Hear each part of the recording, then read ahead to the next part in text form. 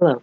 Our group recorded the special topics of jazz, Harlem in the 1930s, and evictions of African Americans. Jazz is a musical styling that has roots in the 1800s from slavery, with roots from the musical stylings tracing back all the way to indigenous African tribes. Jazz was officially coined in the 1900s and is now one of the most popular musical stylings in the world. The key defining feature of jazz is its use of improvisation, where the artist, though with a partially planned piece, is able to add their own inflection and voice to the piece. Jazz in the 1930s was in the height of the big band era, where conductors often participated with large groups, usually 17 members or more, to create music and interesting effects that had never before been seen, such as the wall of sound and the call and answer effects. Big bands had almost always sections of brass, a piano, a drum, a double bass, and some guitars. Jazz was extremely popular among all audiences at this point. The widespread racism led to white groups often getting record deals to imitate other, more iconic African American singers. Prohibition led to increased exposure to jazz and unique voices, as speakeasies were often hotbeds of jazz, which were considered radically new and risque music despite its popularity. Here you can see a white band and an African American band, both well known but very different in their instruments and styles. Jazz in relation to Invisible Man. The style of jazz was considered a crucial aspect of American culture, often indirectly or directly related to democracy. The standard big band, the need for formality among the groups and instruments, and the desire for improv led to the blending of sounds by individuals to become apparent all the same. When African American beings were often marginalized, they were in the foreground in jazz, often able to push the agenda of desegregation and equality. So they were able to block their visibility.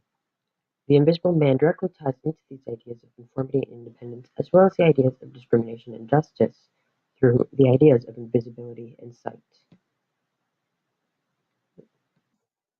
Harlem in the 1930s. Background and quick facts. It was originally designed for rich white city commuters, but demand fell short and many buildings were left abandoned. Throughout the 1910s and 20s, African Americans escaping the South moved into Harlem's cheap housing in huge masses, drawing about 175,000 African Americans. It became known as the Black Mecca, the Black capital of the world, and a hub of the country's best and brightest Black advocates, artists, entrepreneurs, and intellectuals. Such people included Langston Hughes, W. E. B. Du Bois, and Louis Armstrong, who all helped to bring about the ensuing Harlem Renaissance. The Renaissance and its movers and shakers give a voice to the voiceless masses in Harlem, their search for societal identity, and their ubiquitous frustration felt from suppression. The Harlem community grew increasingly more empowered, ultimately leading to the end of the Harlem Renaissance in the mid-1930s. Unions and protest organizations. During this time, African Americans faced immense social inequality and would organize protests and form labor unions. By 1935, groups like the Harlem Labor Union had formed. Most favored street activism rather than more civilized legal approaches. The majority were built upon racial pride. General unrest and growing tensions exploded in the 1935 Harlem Race Riot, which lasted over 24 hours, included over 10,000 protesters, and resulted in hundreds of injuries, arrests, and extensive property damage. This first protest ended the Harlem Renaissance, but inspired many more Harlem-led riots to come, lasting into the 1960s. Overall, these unions and organizations were formed in attempts to overcome the discrimination and disadvantage African Americans had in the workforce and society. The photo on the left shows police suppressing the riots with violence, and on the right, this is a photo taken in 1922 of Marcus Garvey and other UNI leaders. Marcus Garvey was the president of the Universal Negro Improvement Association and African Communities League, which was built upon Garveyism. Garveyism is an aspect of Black nationalism which focuses on economic and political policies. Many ex-Garveyites went on to form the unions in Harlem during the 1930s. Connection to Invisible Man. Ellison had connections with many of Harlem's most influential artists and thinkers, so he was personally linked with the Harlem Renaissance. Ellison witnessed and covered many of Harlem's major riots in the newspaper, and he understood how Harlem's mental turmoil, frustration, and powerlessness manifested into physical acts of defiance, and drew on this to describe the race riot that allegedly happens at the end of the novel. Overall, Ellison's personal experiences influenced him in writing Invisible Man and the creation of its main character, who reflects Ellison's own time as a young man living in Harlem.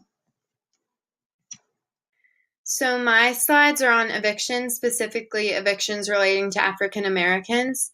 And here are just some basic facts. 3.5 million people just in the US will experience homelessness this year. Black and Latin people make up 50% of all homeless people. African American kids in New York City are 35 times more likely to have stayed in a homeless shelter in just this past year. A part of these stats is simply because rent is too high and incomes are too low, which causes these evictions. In Black and Latin families, rent takes up 50% of the total income, which means there's only 50% left to spend on basic needs, schooling, and clothing, essentials like that. Black Americans are paying twice as much on their rent than whites because of the monumental wage gap. And many sharecropping systems in the 18 and 1900s are similar to how rent is in the modern day. Here is a chart which shows the percentage of evictions and compared to the level of education. And even if an individual has a bachelor's degree or higher, the Black community is still most likely to be evicted. And one of the most famous evictions in history occurred in Missouri in 1939, and it is when thousands of sharecropper families were thrown to the streets. A sharecropper was a person who lives on someone else's farm and pays rent with some of the crops they produce. The government had recently announced the sharecroppers were also entitled to a direct portion of the federal farm subsidies, and this angered the original landowners because they knew they wouldn't be making as much profit as they usually would, so they fired the sharecroppers in order to save some of their money. And this resulted in the mass eviction. The people had nowhere to go, so they camped on the side of the road. This attracted national news, and photographers came to document the thousands of people who were exposed to the raw elements of nature. Eventually, the Farm Security Administration was obligated to build houses for the people to live in, but the struggle continued. This didn't change the discrimination Black people face, it just fixed the problem for the time being. And this sheds an informative light on the similar struggles that Black people faced 100 years ago to the struggles they still face today. And here are just some pictures that were taken during this mass eviction. And you can see the beds and just the endless land of nothing. And these people had nowhere to go. You can see they tried to build tents just to survive before they received help. And Maddie will continue with evictions today. The evictions have happened to African Americans in the past, and they continue to happen, unfortunately, today. According to Eviction Lab, evictions could lead to poor health, depression, and job loss. Becoming evicted makes it more difficult for people to find a new home.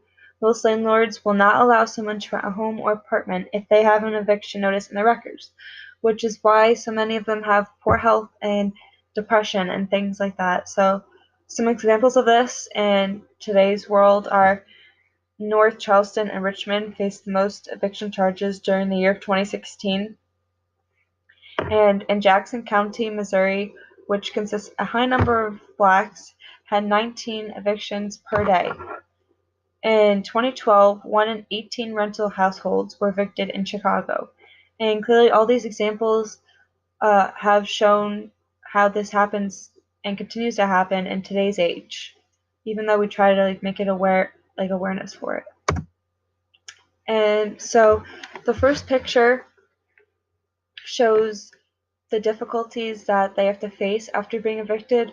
Even in the winter, they struggle to stay warm and they be outside and try to stay alive. And the one on the side shows them boycotting and trying to raise awareness for their struggles. And finally, here's our works cited.